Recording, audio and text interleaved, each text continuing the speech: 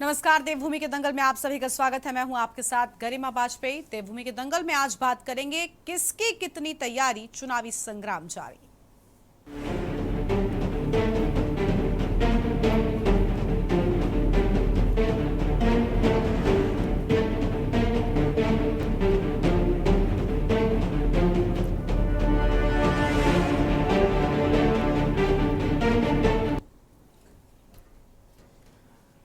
उत्तराखंड में निकाय चुनाव का बिगुल बज गया है। सरकार की सिफारिश पर राज्य निर्वाचन आयोग ने आचार संहिता की अधिसूचना जारी की है और इसके साथ ही राज्य के निकाय क्षेत्र में चुनाव की आदर्श आचार संहिता भी लागू कर दी गई है। बता दें कि निकायों में 27 दिसंबर से नामांकन प्रक्रिया शुरू होगी, जबकि 23 जनवरी को मतदान होगा। बैलेट पेपर से मतदान होगा।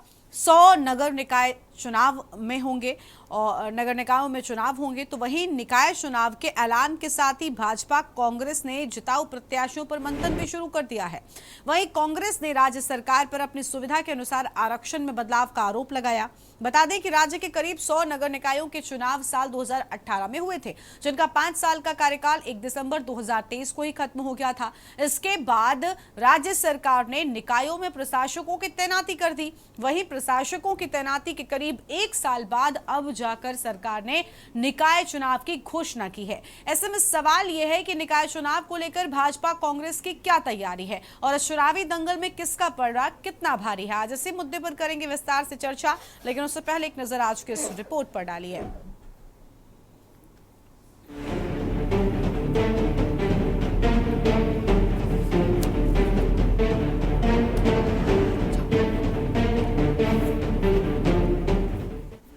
साल भर के लंबे इंतजार के बाद उत्तराखंड में निकाय चुनाव का बिगुल बज गया है। राज्य निर्वाचन आयुक्त सुशील कुमार की ओर से निकाय चुनाव का कार्यक्रम जारी किया गया है। उन्होंने उत्तराखंड राज्य के 11 नगर निगम, 43 नगर पालिका परिषद एवं 46 नगर पंचायतों के सामान्य निर्वाचन 2024 के लिए निर्धारित कार्यक्रम जारी करते हुए बताया कि 23 जनवरी को राज्य में मतदान होगा, जबकि 25 जनवरी को मतगणना की जाएगी। उन्होंने बताया कि निकाय चुनाव में कुल 30,83,500 मतदाता अपने मताधिकार का प्रयोग करेंगे। वहीं की घोषणा के बाद राजनीतिक दलों ने भी अपनी अपनी तैयारी तेज कर दी है। पूरा डाटा है जो हमने अभी जो प्रबंधन है जो निकाय निर्वाचन का, उसके विषय में थोड़ा सा बताऊंगा। इस निकाय चुनाव में लगभग मतदान ड्यूटी पर लगभग 24,000 कर्मचारी लगने का अनुमान है। इसी प्रकार 24,000। इसी प्रकार चुनाव का जो प्रबंधन स्टाफ है, मैनेजमेंट है, उसमें लगभग 4,000 अधिकारी कर्मचारी लगेंगे और जो अन्य सेक्टर, जोनल, नोडल, मजिस्ट्रेट और अन्य अधिकारी हैं 2,000 वो। इस प्रकार कुल लगभग 30,000 का मानव संसाधन इस चुनाव में लगेगा। देखिए, भारतीय जनता पार्टी संगठनात्मक पार्टी है, कार्यकर्ताओं के बेस की पार्टी है, तो निश्चित तौर पर इसके लिए पूरे पैनल तैयार किए गए हैं, पर्यवेक्षक तैयार किए गए हैं, रायशुमारी ली जा रही है। हमारे सभी कार्यकर्ताओं की रायशुमारी ली जा रही है। पर्यवेक्षक अपने नामों के पैनल को कल परसों तक सबमिट करेंगे। उसके बाद 25 या 26 तारीख तक पूरे पैनल को तैयार किया जाएगा। उसके बाद निश्चित तौर पर घोषणा की जाएगी और कहा जा सकता है कि निश्चित तौर पर जिस प्रकार लोकसभा चुनाव में, विधानसभा चुनाव में हमें जनता जनार्दन का आशीर्वाद मिला है, तो निकाय चुनाव में पूरी तरीके से भारतीय जनता पार्टी विजय प्राप्त करेगी। चुनाव को लेकर के कांग्रेस पार्टी पहले से ही तैयार थी। हम तो लगातार जनहित की लड़ाई लड़ रहे थे। हमारा कार्यकर्ता लगातार निकाय क्षेत्रों में विकास के मुद्दे उठाने का काम कर रहा था और आप देख लीजिए कि निकायों में सरकार की ओर से कोई विकास के काम नहीं हुए हैं। न तो नए पार्क कहीं बने हैं, पुराने पार्क बड़ी जीर्ण शीर्ण स्थिति में हैं, ड्रेनेज का सिस्टम चरमराया हुआ है, लाइटें नहीं हैं, नालियां नहीं हैं, साफ सफाई की व्यवस्था नहीं है। और हमारे आदरणीय प्रदेश अध्यक्ष करण महाराज जी लगातार निकायों का दौरा कर रहे थे। जिला अध्यक्षों को और नगर अध्यक्षों को लगातार चुनाव के लिए तैयार रहने के आवश्यक दिशा निर्देश दे रहे थे और हमारे जिला प्रभारी भी पहले ही घोषित हो गए थे। आपको बता दें कि राज्य के करीब 100 नगर निकायों के चुनाव साल 2018 में हुए थे, जिनका 5 वर्ष का कार्यकाल 1 दिसंबर 2023 को खत्म हो गया था। इसके बाद राज्य सरकार ने निकायों में प्रशासकों की तैनाती कर दी थी। वहीं प्रशासकों की तैनाती के करीब 1 साल बाद निकाय चुनाव की घोषणा की गई है। वहीं राज्य निर्वाचन आयोग की ओर से चुनाव की घोषणा करने के साथ ही भाजपा, कांग्रेस समेत तमाम राजनीतिक दलों ने जिताऊ प्रत्याशियों पर मंथन शुरू कर दिया है। हमारी आज और कल चुनाव के संदर्भ में जो पर्यवेक्षक है तो उनकी हमारी बैठक है। उस बैठक के बाद हमारे 3 नाम के पैनल बनेंगे। फिर हमारी कोर टोली बैठकर प्रत्याशी की घोषणा करेगी। नगर निगम के लिए पैनल केंद्र को जाएगा। केंद्र से सहमति के बाद वहाँ से प्रत्याशी घोषणा होगी और चुनाव प्रबंधन की दिशा में प्रत्येक पंचायत में, नगर निगम में, पालिका में चुनाव संचालन समिति का हमने गठन कर दिया है। प्रत्याशी घोषित होने के बाद 2 दायित्व उसमें और एडिशनल जुड़ जाएंगे जो प्रत्याशी की सहमति से होंगे। और मैं कह सकता हूँ हमने तैयारी की, चुनाव की दृष्टि से लगभग 2 माह से हमारी तैयारी है। बहुत जल्दी प्रत्याशी घोषणा होने के बाद विधिवत रूप से चुनाव प्रचार का अभियान प्रारंभ हो जाएगा। देखिए, पार्टी के समर्पित जो कार्यकर्ता हैं, जिन लोगों ने पार्टी के लिए अपना जीवन दिया है, लगाया है, और जो अच्छे लोग हैं, जो जीत सकते हैं, जिनकी छवि ठीक है, वही हमारी क्राइटेरिया है। और पार्टी के सक्रिय सदस्य जो हैं उन्हीं को हम लोग तवज्जो दे रहे हैं। तैयारियों के रूप में अगर देखें, हमारी तो तैयारियां पहले से चल रही हैं काफ़ी टाइम से, लेकिन कल जो एकदम से आरक्षण में कुछ बदलाव हुआ है उसमें भी बीजेपी ने कोशिश की है चालाकियाँ करने की। उन्होंने सर्वे के आधार पर जहाँ उनके कैंडिडेट्स कमज़ोर थे वहाँ उन्होंने सीटों का बदलाव करने की कोशिश की है। लेकिन उसके बावजूद भी कांग्रेस अपनी पूरी तैयारी में, और हम कोशिश करेंगे कि 26 तक हम लोग सारे टिकट्स। चुनाव सितंबर से सुनते सुनते आखिर जाके सरकार ने घोषणा करवा दी, और ये सिर्फ अपनी सुविधा के लिए, क्योंकि कहाँ आरक्षण करना है, कहाँ हटाना है, अपनी अपनी गोटी जब इनकी फिट हो गई है। अब सरकार ने राज्य निर्वाचन आयोग के माध्यम से घोषणा कर दी है। और अब क्योंकि स्थायी निकाय के चुनाव आम जनता की जो मूलभूत सुविधाओं को लेकर के होते हैं, और विशेष करके मैं देहरादून को केंद्रित करते हुए अगर अपनी बात कहूँ, विगत 10 साल में स्मार्ट सिटी के नाम पे जो यहाँ पे भ्रष्टाचार हुआ है, अच्छे खासे घरों को तोड़ करके मुआवजे के नाम पर करोड़ों रुपए की बंदरबाट हुई है।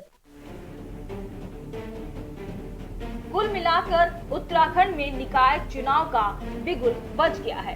राज्य में 2027 में होने वाले विधानसभा चुनाव से पहले इसे सेमीफाइनल के तौर पर देखा जा रहा है। वहीं सत्ताधारी दल यानी कि भाजपा हाल ही में हुए केदारनाथ विधानसभा उपचुनाव में मिली जीत से काफी उत्साहित दिख रही है। हालांकि कांग्रेस भी जीत को लेकर काफी आश्वस्त दिख रही है। ऐसे में सवाल ये है कि केदारनाथ में मिली हार के बाद कांग्रेसी कार्यकर्ता निकाय चुनाव के लिए कितने तैयार हैं? आखिर भाजपा अपने असंतुष्ट नेताओं को कैसे मनाएगी? देखना होगा 25 जनवरी को निकाय चुनाव के क्या कुछ परिणाम सामने आते हैं। Uttarakhand desk report.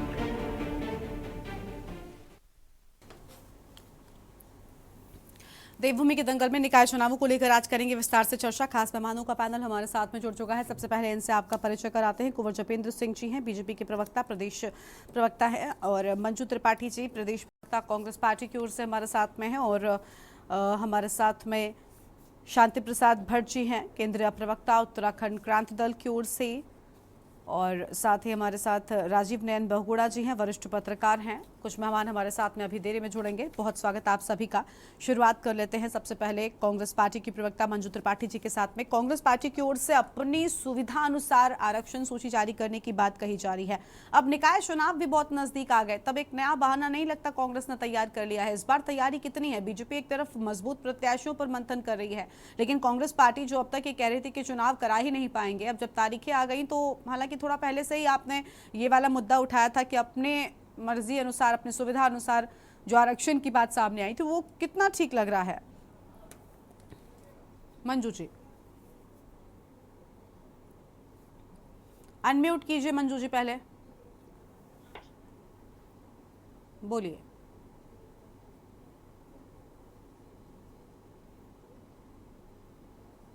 हेलो, हाँ जी, आवाज आ रही है? जी बोलिए।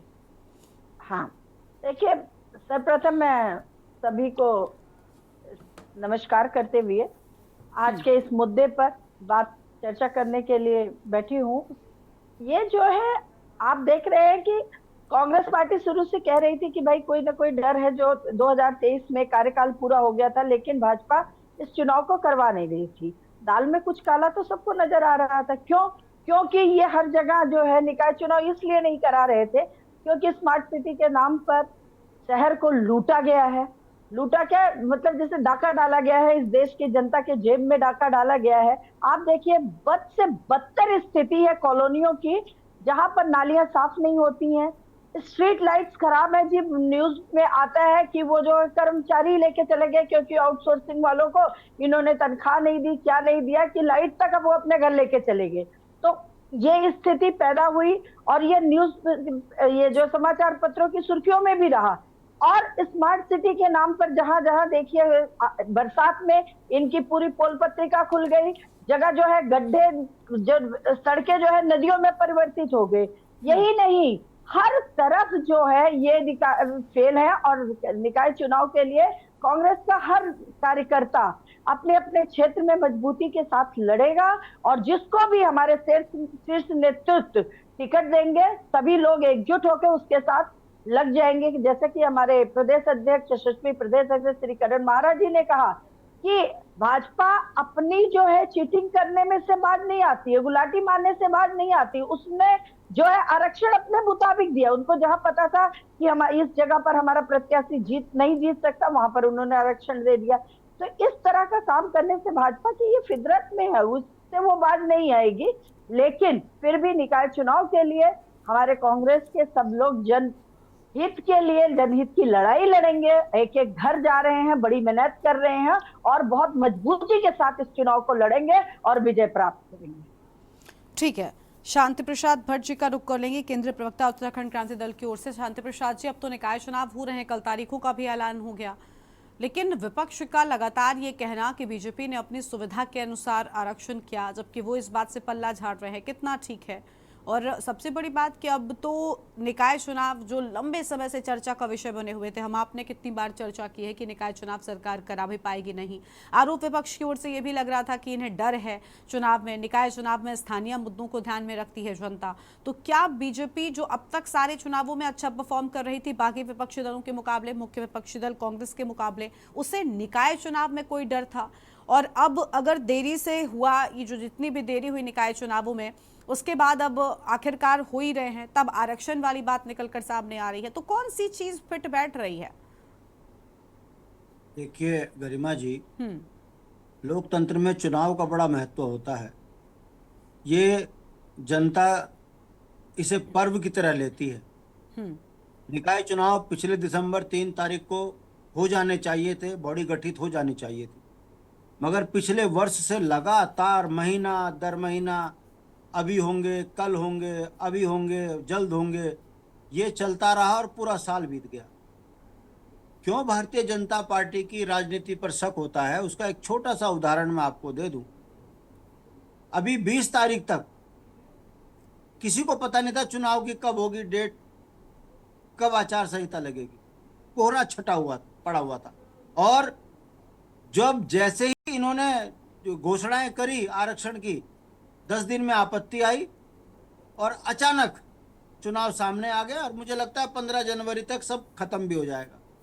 कहने का मतलब है, अगर भारतीय जनता पार्टी लोकतंत्र पे विश्वास रखती है और जीत पर विश्वास रखती है, दृढ़ संकल्पित है, तो मैं पूछना चाहता हूं, ये चीजें 6 महीने पहले से क्लियर क्यों नहीं थी कि इस तारीख से आचार संहिता लगेगी?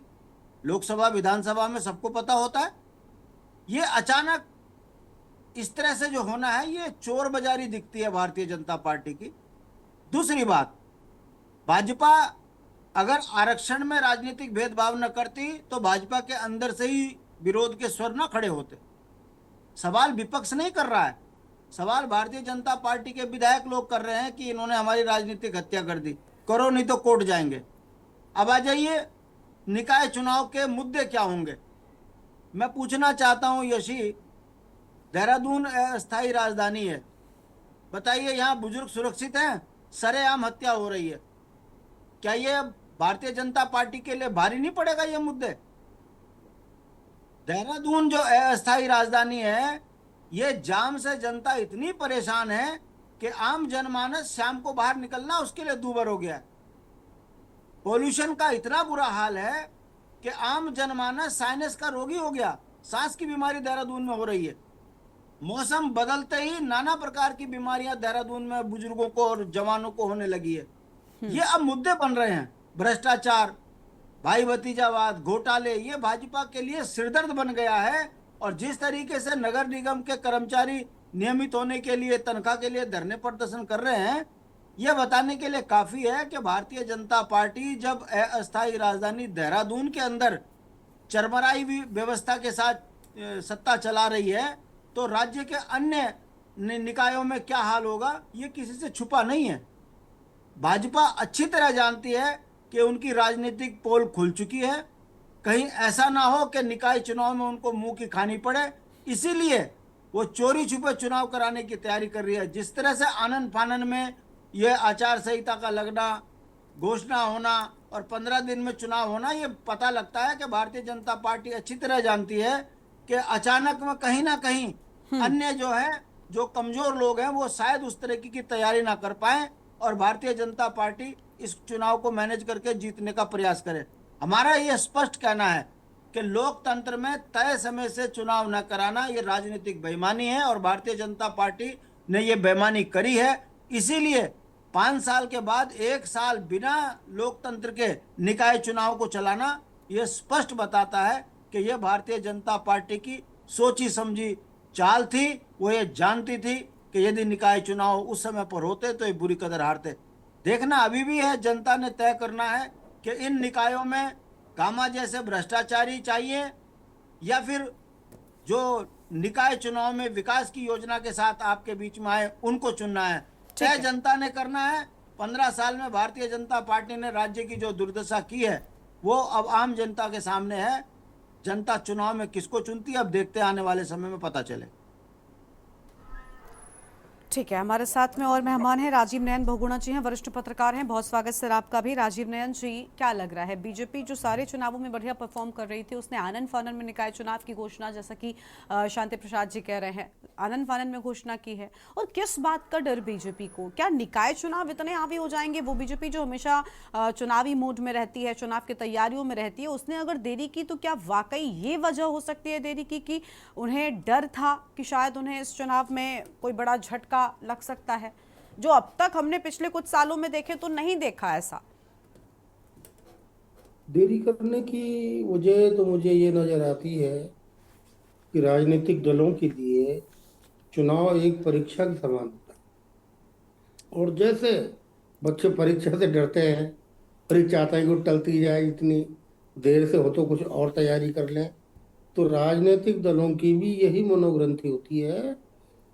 इसके अलावा कोई दूसरा कारण मुझे नज़र नहीं आता है। और चूंकि उस पर कोई ऐसी कठोर बाध्यता नहीं थी, वो टाल सकते थे तो उन्होंने टाला। इसके सिवा भारतीय जनता पार्टी को भयभीत होने की कोई दूसरी वजह मुझे नज़र नहीं आती है। अब जिस तरह उनकी परफॉर्मेंस पिछले चुनाव में, उपचुनाव हुआ केदारनाथ का, उसमें रही है, उसमें उन्होंने बड़ी आसानी से बाजी मारी है। लेकिन उससे कुछ ही महीने पहले जो चुनाव हुए, उपचुनाव हुए बद्रीनाथ और मंगलौर के, तो दोनों जगह उन्हें काफ़ी मेहनत के बाद भी शिकस्त मिली है। इसलिए डरने की न तो ज़रूरत है उन्हें, न दूसरों को ज़्यादा खुश होने की ज़रूरत है। ये तो जनता का अपना मूड है, जनता का अपना रुझान है, वो किस तरह पलटता है ये होना भी चाहिए। ये बात मैं अवश्य कहना चाहूँगा कि जो छोटे चुनाव होते हैं स्थानीय निकायों के, नगरों के, महानगरों के, ये एक कहना चाहिए कि स्थानीय सरकार है और इसमें राजनीतिक दलों को अब तो सामने नहीं आना चाहिए, या अपने उम्मीदवार, अपने समर्थित उम्मीदवार खड़े भी करती है तो निशान पर चुनाव नहीं लड़ना चाहिए, खासतौर से दोनों पार्टियों को। लेकिन अब चूंकि दोनों निशान पर लड़ने को उद्यत हैं, लड़ते भी आए हैं, तो इतनी अपेक्षा जरूर है कि नगर निकाय जैसे छोटे प्लेटफॉर्म पे जो दूसरे दांव पे जो लोग अपनाते हैं बड़े चुनाव में, लोकसभा में, विधानसभा के चुनाव में, वो दांवपेच और वो धनबल, दोनों दल कांग्रेस और भाजपा, जिनके पास कैडर भी है, जिनके पास धनशक्ति भी है, तो वो वैमनस्य, वो एक दूसरे के विरुद्ध झूठा दुष्प्रचार, पैसे और शराब का अंधाधुंध इस्तेमाल, और चुनाव में जैसे वो अंधड़ मचाते हैं, तो ऐसा अंधड़ न मचाएं।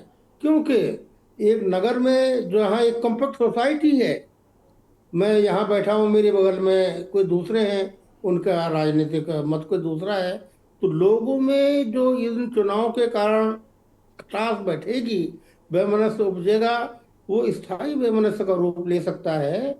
इसलिए इसमें कम से कम ऐसी कोशिश करें, ऐसा प्रयास करें कि इसमें राजनीतिक वैमनस्य, धनशक्ति और बाहुबल का प्रयोग जितना कम कर सकें, इतनी मेरी दोनों से विनती है जी। ठीक है, आपके पास में लौटेंगे। और मेहमान हमारे साथ में जुड़ चुके हैं, जपेंद्र जी हमारे साथ में अभी भी जुड़े हैं, प्रदेश प्रवक्ता भारतीय जनता पार्टी की ओर से। बहुत स्वागत सर आपका।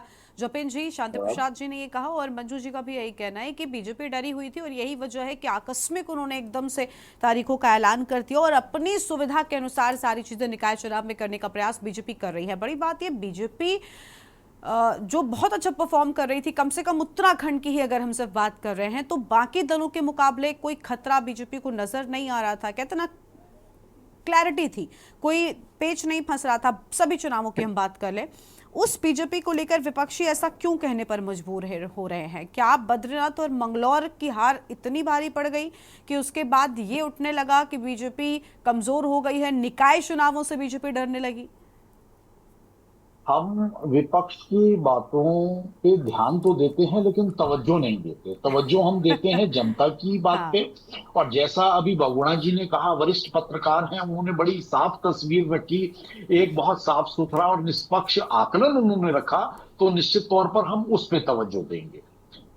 पिछले 3 महीने से चर्चाएं चल रही हैं, डिबेटें चल रही हैं, बीजेपी चुनाव नहीं करवाना चाहती, बीजेपी चुनाव नहीं करवाना चाहती, चुनाव में देरी हो रही है, चुनाव में देरी। हमने कहा नहीं भाई, अगर विलंब हुआ है तो हम उसके लिए खेद चाहते हैं, ठीक है विलंब हो रहा है, लेकिन हम चुनाव के पक्ष में हैं और चुनाव होना है। ये एक लोकतांत्रिक प्रक्रिया है, ये एक संवैधानिक प्रक्रिया है, आप थोड़ा सा सब्र से काम लीजिए। अब चुनाव डिक्लेयर हो गए तो अब बीजेपी डर गई, बीजेपी डर गई, तो ये विपक्ष अपनी राजनीति करता रहा। विपक्ष को राजनीति करने के लिए कुछ तो चाहिए, मुद्दा वही विपक्ष है, मुद्दे विपक्ष के पास है नहीं, तो हमें डराने का प्रयास करते रहे, हम इसी तरह इनकी बातों से डरते रहेंगे।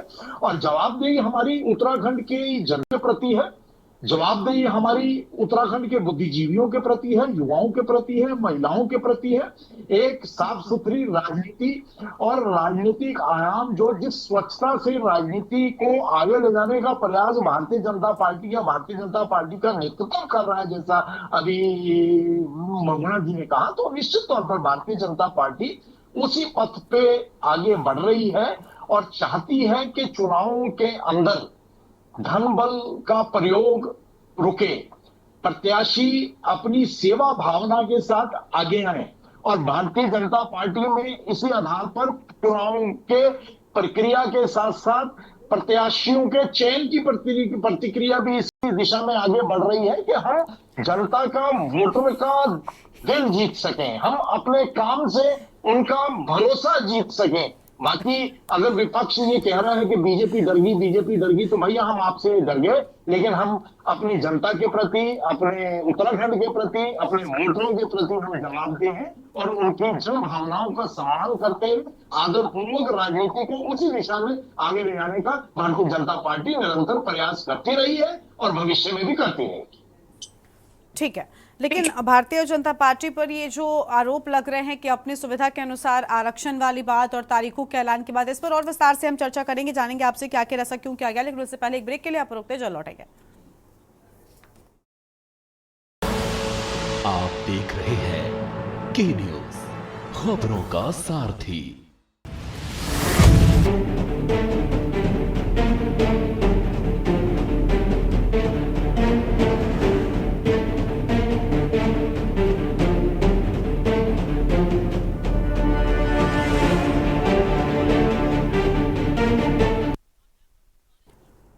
ब्रेक के बाद देवभूमि के दंगल में आप सभी का स्वागत है। चर्चा कर रहे हैं निकाय चुनावों को लेकर। मंजू त्रिपाठी जी के साथ में इस बार शुरुआत करेंगे। मंजू जी, जपेंद्र जी का कहना है कि विपक्ष की बातों पर ध्यान जरूर देते हैं लेकिन तवज्जो नहीं देते। ये अपने आप में बड़ी बात है। क्या विपक्षी इस तरीके की बातें करने लग गए हैं और क्या सिर्फ विरोध करने के लिए हर एक चीज में कमी निकाली जा रही है? यही वजह है कि निकाय चुनाव को लेकर आपने इतना हम देख रहे हैं कि विरोध क्या, अलग अलग नेता हमारे साथ में निकाय पर चर्चा में बैठते रहे विपक्षी दलों के बीच, जो ये कह रहे थे कि निकाय तो ये करा ही नहीं पाएंगे, लेकिन कल तारीखों का ऐलान हो गया। खैर, तो क्या यही वजह है कि आपकी बात को सीरियसली नहीं लिया जा रहा, विपक्षियों की बात को? पहले तो विपक्ष की इसी बात में अहंकार झलक रहा है, जो कह रहे हैं कि विपक्ष की बात को हम तवज्जो नहीं उन्होंने ये आधा सेंटेंस है, उन्होंने कहा जनता की बात को तवज्जो देते हैं। सुनिए भाई, आप मेरे बड़े भाई हैं, अगर आप जनता को तवज्जो दे रहे हैं तो कॉलोनियों तक सुरक्षित नहीं देते, ध्यान पूरा दिया जाता है। ठीक है, देखिए आप जपेंद्र जी शांत हो जाइए। आपने ये भी कहा है कि मैं परिवार की बात, जपेंद्र जी शांत, तवज्जो दे रहा हूँ, जपेंद्र जी बीच में प्लीज, विपक्ष की बात पे नहीं दे रहा हूँ, जनता को तवज्जो दे रहे हैं। तो क्या बात है कि यहीं पे आपने अभी सुना होगा, 7-8 दिन की बात है, किस तरह आम एक बुजुर्ग जो कि अधिकारी थे वो एनजीसी में, यही अलकनंदा एनक्लेव का आप सबने अखबार की सुर्खियों में पढ़ा होगा कि 75-76 साल के बुजुर्ग थे मिस्टर अनिल गर्ग, जिनका सरेआम मर्डर हो जाता है। ये कॉलोनियां क्या सुरक्षित हैं? बताइए। ये जनता के साथ आप लोग हैं, जनता के साथ अगर आप होते तो इस तरह दिन दहाड़े मर्डर ना होता। उनके परिवार को क्या सुरक्षित है? कोई घर नहीं बनाएगा, कॉलोनियां सुरक्षित है। नालियों का हालत देखिए आप, आए दिन मैं मुद्दा उठाती हूँ, बद से बदतर स्थिति में, स्ट्रीट लाइट ठीक नहीं होती है, पार्क साफ नहीं होते हैं, आए दिन 1 महीने में पार्षद आ जाते हैं। जी उनको तो अहंकार है, हम तो जीत जाएंगे जी, हमारी तो जीती, हम जनता भाजपा को वोट देती है जी, कमल को वोट देती है, काम को नहीं देती। इस तरह से अनर्गल बयान इनके पार्षद देते हैं। तो इस तरह से मेरा कहने का मतलब है कि जनता, ये निकाय चुनाव किसके लिए हैं? इस देश, मतलब राज्य के हित के लिए हैं।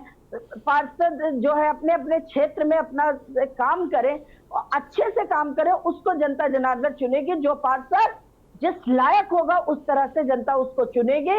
इसमें कहीं भी अहंकार नहीं झलकना चाहिए। यहाँ जो है हर चीज जनता के हित में होनी चाहिए और जो सही कैंडिडेट होगा, पार्टी के लोग जिसको टिकट देंगे, हम सब लोग एकजुट होकर काम करेंगे। और जो अपने अपने क्षेत्र में, देखिए कोई हारेगा कोई जीतेगा ये सबको पता है, लेकिन जो निकाय चुनाव होता है ना, उसमें जो है मेन मुद्दे ये होते हैं, जनता से जुड़े होते हैं, उस कॉलोनियों से जुड़े होते हैं कि कौन पार्षद अपने क्षेत्र में किस तरह से, बरसातों में क्या हाल थे, पार्षद ने कितना उसको संज्ञान में लिया, मौजूदा पार्षद ने क्या काम किया, जो है कोई बीमार हो रहा है उसके साथ क्या एक्शन हो रहा है, नालियां साफ नहीं उसके साथ क्या एक्शन हो रहा है, पार्क साफ नहीं उसके आए, उस कॉलोनी की जनता सुरक्षित है, बच्चे सुरक्षित है, बूढ़े सुरक्षित है, पार्षद कितना इनिशिएटिव लेता है, इस तरह का जो काम करेगा, ऑब्वियस सी बात है उसी को जनता जनार्दन चुनेगी और वही जीत कर आएगा। चलिए, बिल्कुल ठीक बात है, लेकिन आप ठीक है, वही उसी को जीतना चाहिए। जनता जिसका समर्थन करेगी, जनता जिसकी बात करेगी। आप आ रहे जपिन जी, आ रहे हैं, आप कह रही हैं कि इनके पार्टी के लोग जाकर ये बयान देते हैं कि जनता कमल को वोट देती है, काम को नहीं देती। मैम, अगर मैं सिर्फ एक एक्सक्यूज के साथ में आपसे पूछ रही हूँ कि अगर ऐसा है भी तो ये नुकसानदायक किसके लिए होगा? नहीं लगता कि ये जनता समझदार है, जनता पर भी कुछ छोड़ना चाहिए? जनता क्या नहीं जानती कि उसे किसे वोट देना है? और अगर बिना काम के जनता कमल को वोट दे रही है तो ये भी आपको ही सोचना चाहिए। जिस तरह से मंगलौर के चुनाव और बद्रीनाथ के चुनाव में हुआ था, अब की आप देखिएगा इस बार जनता जो है ना, गले गले तक आ गई है जनता के, कि जो पार्षद सुन नहीं रहे हैं, समय पे जो काम नहीं कर रहे हैं। जब इलेक्शन आता है, अभी इलेक्शन आएगा तो देखिएगा 8-8, 10-10 कर्मचारी कॉलोनियों में घूमने लग जाएंगे, उससे पहले उनको कोई परवाह नहीं होती है। तो इस बार जनता दिखा देगी, कब तक काट की हड्डियां कब तक चढ़ेगी। ठीक है, चलिए आपके पास भी लौटेंगे। जपेंद्र जी को एक बार फिर से सुन लेते हैं। हालांकि जपेंद्र जी अभी आपको मौका दिया था, जिसके घर के चिराग बुझ गए हैं, चलिए उसका हिसाब नहीं लेगी जनता। ठीक है, आप जवाब ले लीजिए मंजू जी। मेयर प्रत्याशी को और उनको भुगतना पड़ेगा। ठीक है, आप जवाब लेते हैं जपेंद्र जी से। जपेंद्र जी, आप कुछ कह भी रहे थे, वो बात पूरी कर लीजिएगा। और दूसरा ये कि देखिए, जो कह रही हैं मंजू जी कि आपके पार्टी के लोगों की ओर से इस तरीके के बयान दिए जा रहे हैं, कितना ठीक है? देखिए, ये मंजू जी कह रही हैं, हम नहीं कह रहे हैं।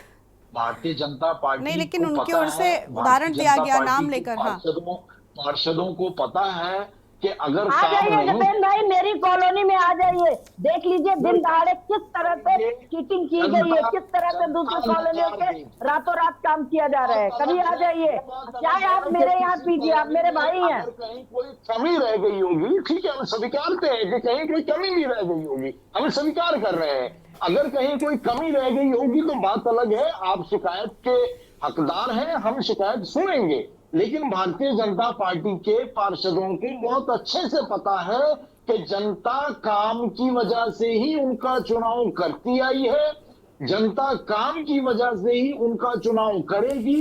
अगर उनके काम में कमी होगी, उनके काम को जनता पसंद नहीं करेगी, तो वो नकार दिए जाएंगे।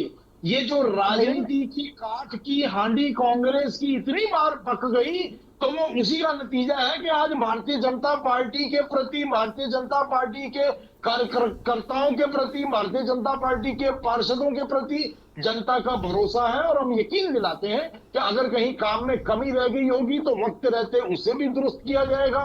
भविष्य में इस तरह की कमियां ना आए, इस तरह का ख्याल रखा जाएगा और निश्चित तौर पर जनहित के कार्यों को उसी तरह से आगे भी जारी रखा जाएगा जैसे आज तक भारतीय जनता पार्टी के पार्षद और कार्यकर्ता करते हैं। ठीक है, चलिए आपके पास में लौटेंगे। राजीव नयन बहुगुणा जी का रुख कर लेते हैं, वरिष्ठ पत्रकार हैं।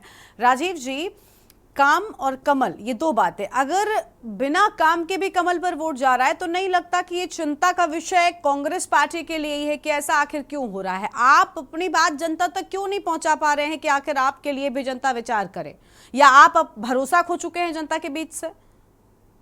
बेशक जो बात आपने कही उसी में आपकी बात का उत्तर निहित है कि कांग्रेस में शनै शनै उत्तर प्रदेश की तर्ज पे उत्तराखंड में संगठन समाप्त हो रहा है। और संगठन क्यों समाप्त हो रहा है ये मेरी चिंता का विषय नहीं है, उनकी खुद की चिंता का विषय है।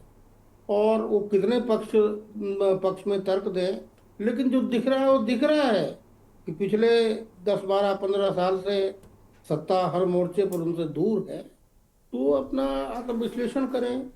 और भारतीय जनता पार्टी अगर लगातार जीत रही है, जो आप कह रही हैं कि बगैर काम के भी जीत रही है, तो इसका अर्थ ये है कि उनकी पहुंच है जनता तक। एक राजनीतिक दल की और एक राजनीतिक कार्यकर्ता की पहली शर्त ये है कि उसका समाज से, उसका जनता से तादाद में हो। जब आपका जनता से कनेक्शन कट गया, जब आप उससे विमुख हो गए, आपके पास नेता रहे लेकिन कार्यकर्ता समाप्त हो गए, तो उस राजनीतिक दल की या उस राजनीतिक व्यक्ति की उम्र ज्यादा लंबे नहीं है as a politician, as a political party. इसलिए ये तो चिंतन करना ही है। भाजपा का भी यही रुख अपनाएगी तो उसके भी यही हाल होंगे, सबके हुए हैं। जो भी राजनीतिक पार्टी ग्रास रूट पे अपनी बुनियाद खो चुकी, जो अपनी जड़ों से कट गई, तो उसको शनै शनै कट जाना है, उसको समाप्त हो जाना है। मैं एक बात कहना चाहूँगा जिसकी तरफ किसी का ध्यान नहीं जाता, ये मुद्दे उठते भी नहीं है, कि नगर निकायों में मुद्दे अक्सर बिजली, पानी, सड़क, नाली, साफ सफाई के होते हैं, होने चाहिए। लेकिन एक जो बड़ा मुद्दा है उसकी तरफ किसी का ध्यान नहीं जाता, ये मुख्य मुद्दा होना चाहिए। मैं आपसे निवेदन करूं कि जितने भी हमारे नगर हैं, जितने भी हमारे शहर हैं, वो पानी के मामले में आत्मनिर्भर नहीं हैं। मैंने देहरादून में नहरें देखी हैं, नहर छोड़िए, मैंने अपनी याददाश्त में आरा घर में घराट चलते हुए देखा है।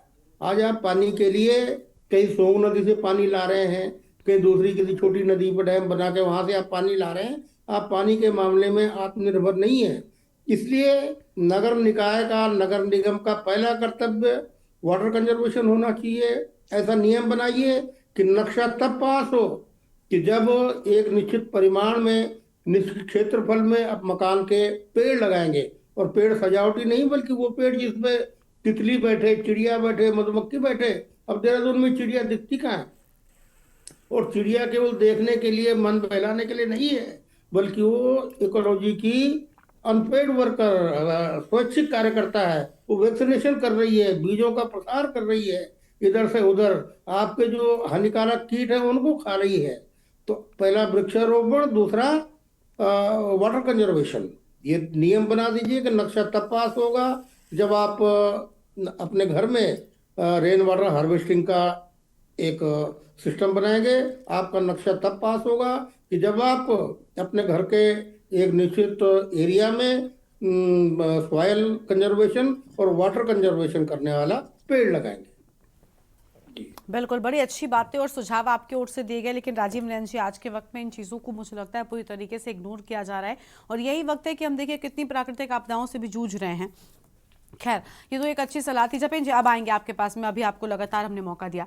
शांति प्रसाद भट्ट जी को सुनेंगे पहले। शांति प्रसाद जी, आप कह रहे हैं कि डर है। देखिए, डर हम ये भी मान लेते हैं कि निकाय चुनाव में स्थितियां चाहे सड़क की हो या फिर बिजली पानी की व्यवस्था हो, इसमें कोई दो राय नहीं है कि कई जगहों पर हमने देखा है कि फेल नजर आई है बीजेपी, या स्थानीय प्रशासन कह लें, सरकार कह लें।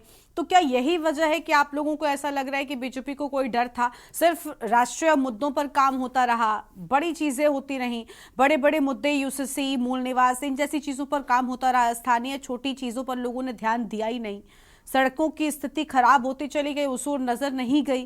क्या इसी वजह से निकाय चुनाव में देरी हो रही थी? देखिए, यही बात तो समझने की जरूरत है।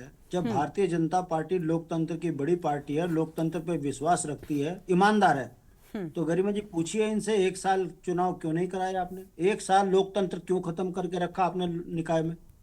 दूसरी बात, जनता के विकास के लिए अगर सत्ता चुनी जाती है, निकाय चुनाव होते हैं, तो फिर शहरों में हत्याएं क्यों हो रही है? जहाँ राष्ट्रपति आए वहाँ डकैती पड़ जाए, अपराधी सरेआम घूम रहे हैं। ये स्थिति उस जगह पर हो रही है जो देहरादून अस्थायी राजधानी है। क्या कारण है? यहाँ पर पानी समय पर दे नहीं पा रहे हैं और पानी के बिल आपके 15-15, 20-20 हजार के आ रहे हैं। हालात आपने ये कर दिया, नौकरियां हैं नहीं, मगर बिजली के बिल 3 गुने 4 गुने बढ़ गए। आप उस जनता को सुविधा देने की बजाय टैक्स से लेकर हर चीज महंगी करते जा रहे हो। अगर ये तरीका जनता के साथ न्याय करने का है तो इसकी सजा जनता जरूर भुगताएगी इनको। हम कहीं विपक्ष के नेता होने के नाते खाली विरोध थोड़ी ना कर रहे हैं, मगर हम सवाल कर रहे हैं कि आखिर क्या कारण है कि आप ही का विधायक कह रहा है कि निकाय इसमें जो आपने आरक्षण किया है उसमें आपने हमारी राजनीतिक हत्या कर दी। हम कोर्ट चले जाएंगे यदि आप आरक्षण नहीं चेंज हुआ। और क्या कारण है? अगर आपने ईमानदारी से आरक्षण किया था तो फिर आपने अभी बदलाव क्यों किया 5-6 जगह पर? ये सब पता लगता है कि राजनीति में अपने हिसाब से चलाने का काम कर रहे हैं। जनता का ध्यान है किसको? आखिर उत्तराखंड में जब अस्थायी राजधानी में स्मार्ट सिटी की आप बात कर रहे हो, तो बोर्ड बनाने में घोटाला हो जा रहा, सड़क बनाने में घोटाला हो जा रहा, नाली बनाने में घोटाला हो जा रहा। ये हम नहीं कह रहे। धर्मपुर के विधायक ने तो बाकायदा प्रेस कॉन्फ्रेंस करके कहा कि जो है स्मार्ट सिटी के काम में घोटाले हो रहे हैं, देरी हो रही है, इसकी जांच होनी चाहिए, समय से कार्य नहीं हो रहे हैं जिससे जनता परेशान हो रही। ये हम तो नहीं कह रहे, इन्हीं के भाजपा के विधायक जीते हुए कह रहे। कहने का मतलब है, सवाल खड़े तब होते हैं जब सत्ताएं बेमान होती है। आपने मेयर चुना, बताइए, वो भी अस्थायी राजधानी में, और वो जमीन घोटालों में नाम आ गया, अकुत संपत्ति का मालिक बन गया, और खुद बड़ी बेशर्माई से कह रहे कि मैंने चाउमीन बना के कमाया इतना पैसा। तो आम जनता पूछेगी ना, भाई और क्यों नहीं चाहिए चाउमीन बना के कमा रहे? ये भाजपा का असली चेहरा है, बोलती कुछ है, करती कुछ और है। आखिर नगर निगम की 20 बीघा जमीन भाजपा के शासन काल में बिक गई और उसमें भाजपा के बड़े बड़े नेताओं के कब्जे हो गए। अगर हम इसको मुद्दा बना रहे हैं तो अब हम कोई गलत थोड़ी ना कह रहे हैं। हम तो कह रहे हैं भाई, भारतीय जनता पार्टी अगर अच्छा काम कर रही है तो इन सवालों के जवाब दे दे। बोलते नहीं बनेगा इनसे। हाँ, इतना जरूर है, घमंड में इतने चूर हैं कि हम चाहे राज्य लूट लें, देश लूट लें, जनता तो हमारे को वोट देगी। अगर ये पैमाना है तो 60 साल कांग्रेस ने भी ऐसी धोखा दिया, ये भी धोखा दे रहे हैं, इनका भी एक दिन अंत आएगा ऐसा बहुत बुरा। हम उत्तराखंड के मूल है, मुवज्जिज हैं। हमारा ये कहना है, सत्ता किसी की भी हो मगर जनता के साथ न्याय करते हुए दिखे। उत्तराखंड क्रांति दल के नेता होने के नाते ये हम कहते हैं कि सरकारों का काम है आम जनमानस को उसकी सुविधाओं से जोड़ना, मगर सत्ताएं जिस तरीके से आम जनमानस का खून चूस रही है, बिजली पानी महंगा कर दिया, हर चीज में आदमी का जीना दूभर कर दिया है, ऐसी स्थिति में यदि सरकारें ये कहती है कि हम बहुत अच्छा काम कर रहे हैं तो तय फिर जनता ने करना है। यदि जनता पैसों के दम पर झूठ और जुमलों में फंसेगी तो आने वाली पीढ़ी को ही अपने नुकसान में रखेगी, और यदि वाकई बुनियादी चीजों पर सवाल जवाब करेगी, भाजपा के भ्रष्टाचार अनदेखी पर काम करेगी, तो भाजपा का सुपाड़ा होना साफ है। ये हम कह रहे हैं और हमारा विश्वास है। हम बोलते रहेंगे, मुद्दे उठाते रहेंगे, और मेरा विश्वास है जनता का हृदय परिवर्तन होगा। भारतीय जनता पार्टी ने बहुत लूट कर दी, अब ये बर्दाश्त के काबिल नहीं है। इस चुनाव में भाजपा को दिख भी जाए।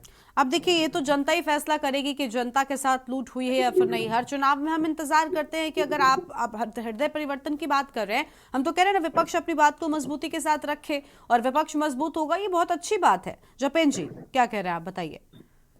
प्रदेश में भारतीय जनता पार्टी की सरकार है और भारतीय जनता पार्टी की सरकार के रहते विभागों द्वारा अगर कहीं काम में अनियमितता पाई गई तो हमारे अनेकों विधायकों ने आवाज उठाई।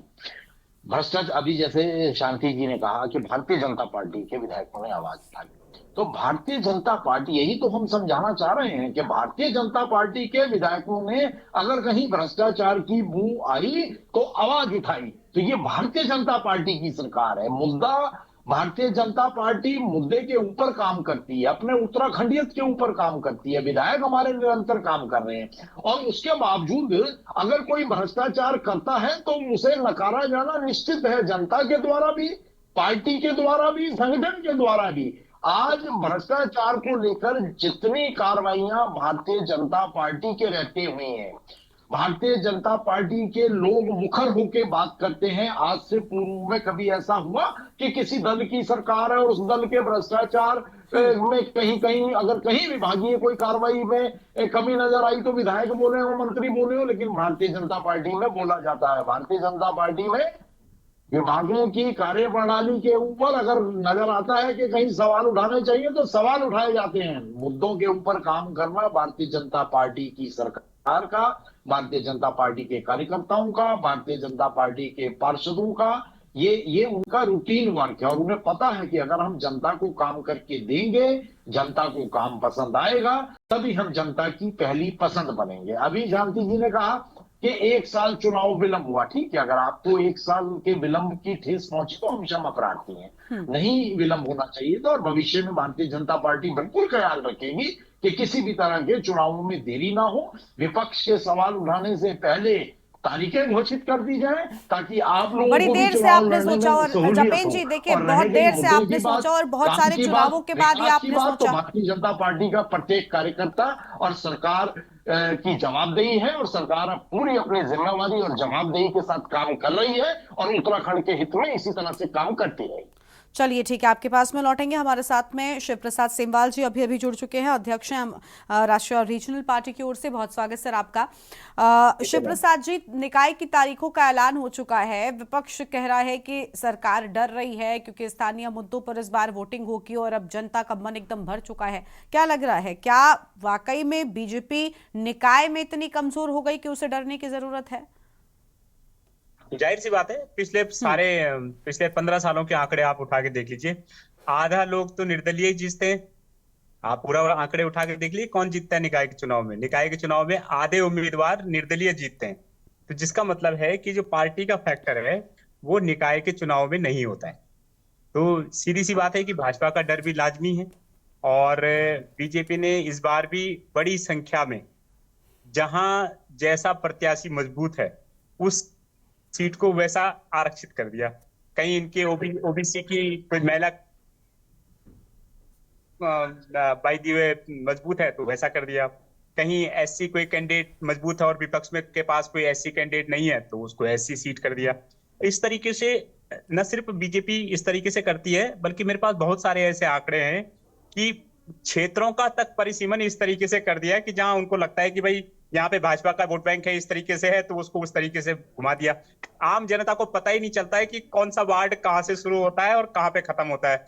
भाई देहरादून का ही अगर आप उदाहरण देख लो, जपेंद्र भाई साहब इसको ज्यादा बेहतर जानते हैं कि माजरी माफी का जो वार्ड है वो कहाँ रह गया। आएंगे जपेंद्र जी, आएंगे, आप सुनिए भी आप। हाँ, नहीं जपेंद्र जी को हम रोक रहे हैं। परिसीमन तक क्षेत्रों का अपने हिसाब से करती है कि कहाँ पे इनका वोट बैंक है, कहाँ पे प्रत्याशियों दूसरे पक्ष का वोट बैंक है, तो उसके हिसाब से उसका क्षेत्र ही बांट देंगी। इस तरीके से काट देंगे कि मतलब उनके फेवर में सारे गणित घूम जाए। और सबसे बड़ा जो है कि ये जो डर है वो इसलिए नहीं है, डर इसलिए है कि वार्डों के लेवल पे ही भाजपा ने बहुत जम करके भ्रष्टाचार किया है। इनके जितने पार्षद हैं, इनसे जपेंद्र जी से पूछ के देख लीजिए, अगर ये ना बोले तो।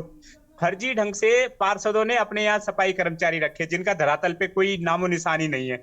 जपेंद्र जी इसको ज्यादा बेहतर तरीके से जानते हैं। इसके अलावा आप ये लगा लीजिए कि नगर निगम की जो जमीनें हैं, पिछले 10 साल 15 साल से बीजेपी की तो सरकारें हैं लगातार, तीसरी बार ये बीजेपी का टेन्योर है राज्य बनने के बाद। जमीनों पे देहरादून की अगर आप केवल आंकड़ा उठा के देख लीजिए तो तमाम नदी नाले खाले सब कब्जा लिए गए हैं। और अब वोट बैंक के लिए अध्यादेश पे अध्यादेश ला करके वो समय सीमा बढ़ाए जा रहे हैं। कानून हाई कोर्ट बोल चुका है कि भैया ये मलिन बस्तियों को हटाइए, सब चीजें करिए, इनको ठीक से पुनर्वास करिए, लेकिन भाजपा इस तक का साहस नहीं कर पा रही है। अध्यादेश पे अध्यादेश ला करके जो है उनके समय सीमा बढ़ाते जा रहे हैं। तो ये डर ही तो है। अगर डर नहीं होता तो अब तक निर्णय ले चुकी होती। अध्यादेश का सहारा अगर सरकारें चलने लग गई तो फिर सरकारों का क्या फायदा, फिर तो अध्यादेश के सहारे चलाओ सब कुछ। तो जपेंद्र जी हमारे बुद्धिजीवी आदमी है और काफी अच्छा इनका काम भी है समाज के लिए।